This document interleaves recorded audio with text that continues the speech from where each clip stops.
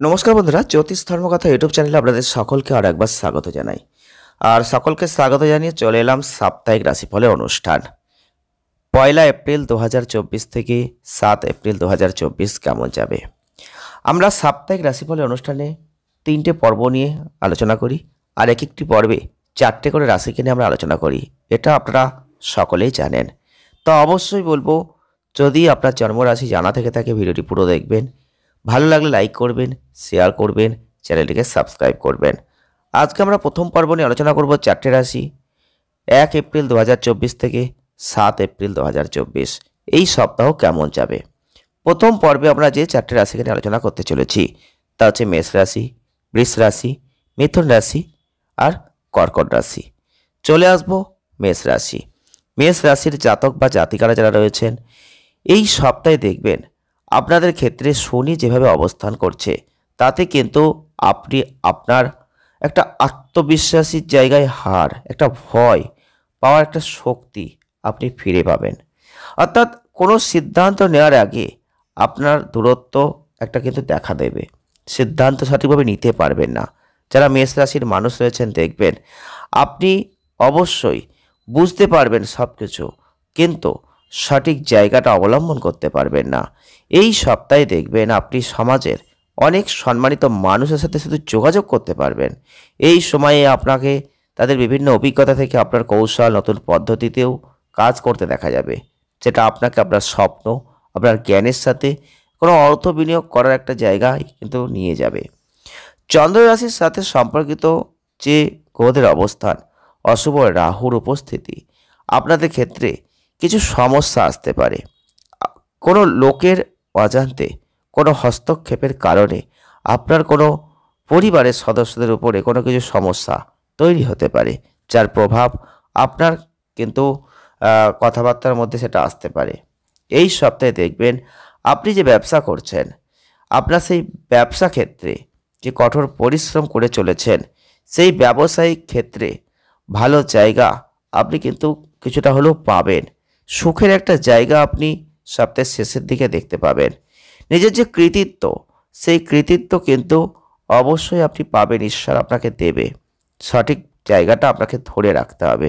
যারা মেষ রাশির মানুষ রয়েছেন, আপনাদের ক্ষেত্রে কিছু শুভ গ্রহের সংযোগ বিভিন্ন বিষয়ে আপনার যে আশার ইঙ্গিত সেটা কিন্তু দিতে চলেছে এই মাসটাই। অর্থাৎ এই সপ্তাহে আপনি কোনো যদি অধ্যয়ন করছেন, সেই জায়গাটাও কিন্তু ভালো ফল পাবেন। আপনার যে কোনো সমস্যা থেকে বেরিয়ে আসার জন্য সপ্তাহের শেষের দিকটা যথেষ্ট ভালো হতে চলেছে। উপায় কী করবেন? প্রতিদিন 41 বার করে এবং রাহবে নমঃ জপ করে যান, অনেক ভালো ফল আপনি লাভ করবেন। চলে আসবো পরবর্তী যে জন্মরাশি, তা হচ্ছে বৃষ রাশি। বৃষ রাশির জাতক বা জাতিকারা যারা রয়েছেন, এই সপ্তাহটাই দেখবেন চন্দ্র রাশি থেকে শুরু করে যে আপনাদের গ্রহগত অবস্থান, যারা বয়স্ক ব্যক্তিরা রয়েছেন স্বাস্থ্যের দিকে একটু নজর দেবেন। কারণ কোনো জয়েন্টে ব্যথা, কোমরে ব্যথা, এই ধরনের ব্যথাজনিত সমস্যা আসতে পারে। তো অন্যকে বিশ্বাস করবেন, কিন্তু অন্ধবিশ্বাস কিন্তু আপনার জীবনকে একটা ক্ষতিকর দিকে নিয়ে যেতে পারে। খুব সতর্ক থাকবেন।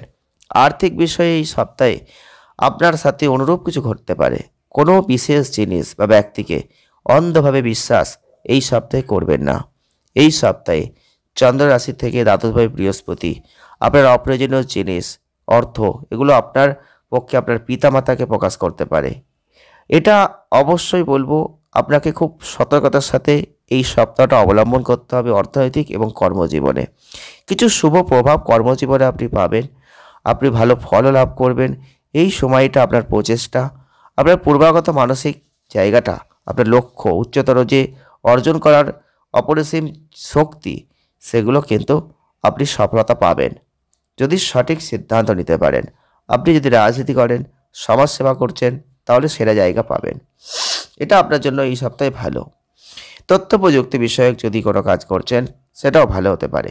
উপায়, কেতু গ্রহের জন্য একটু যদি যজ্ঞ করতে পারেন, একটু প্রতিকার করতে পারেন, অনেক ভালো ফল লাভ করবেন। পরবর্তী যে জন্মরাশি নিয়ে আমরা আলোচনা করব, তা হচ্ছে মিথুন রাশি।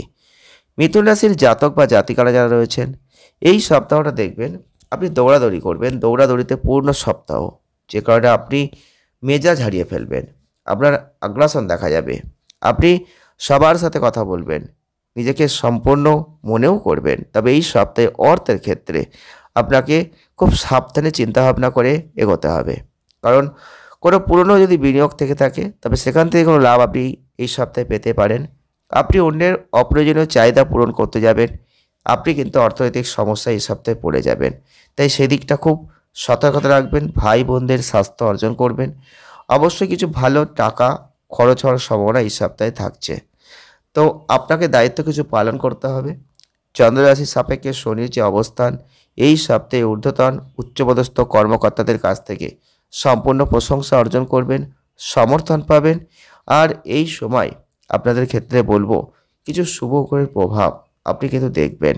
এই সপ্তাহে স্বাস্থ্যক্ষেত্রে কিছু অবনতি থাকলেও আস্তে আস্তে ভালো জায়গা কিন্তু আপনি লাভ করবেন। সঠিকভাবে স্বাস্থ্যের যত্ন নিন, ভালো ডাক্তার দেখান, আপনি কিন্তু ভালো ফল লাভ করবেন। উপায় কী করবেন?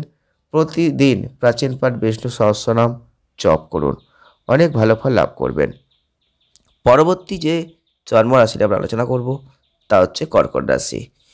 কর্কট রাশির জাতক বা জাতিকারা যারা রয়েছেন, এই সপ্তাহে স্বাস্থ্যের দিক থেকে বিশেষ যত্নের প্রয়োজন।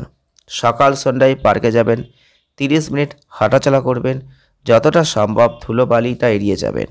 এই সপ্তাহের শুরুতেই দেখবেন আপনাদের কোনো আর্থিক সমস্যা আসতে পারে এবং উন্নতিও রয়েছে, তবে সপ্তাহের মাঝামাঝি থেকে অর্থনৈতিক ক্ষেত্রে ভালো জায়গা আপনি দেখতে পাবেন।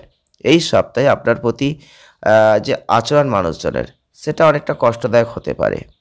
তো আপনাকে কোনো তিরস্কার করা হতে পারে। এই সপ্তাহে আপনাকে শুধু নিজের জন্য সঠিকভাবে কাজ করতে হবে। আপনি চাকরি করুন, সঠিক কৌশল অবলম্বন করবেন, সঠিক পরিকল্পনা করবেন। ব্যবসা করলেও কিন্তু সঠিক পরিকল্পনা মাফিক আপনাকে চলতে হবে। এছাড়াও আপনাদের এই সপ্তাহে যারা ছাত্রছাত্রীরা রয়েছেন, রাজনৈতিক মানসিক শক্তির জন্য অনেকটাই ভালো আশা আপনি করতেই পারেন। এই সপ্তাহে বলবো আপনি কিছু পাবেন, সেটা আংশিকভাবে অর্জন করতে পারবেন। পুরোপুরি কিন্তু সব কিছু অর্জন করতে এই সপ্তাহে আপনি পারবেন না। প্রতিকার কি করবেন?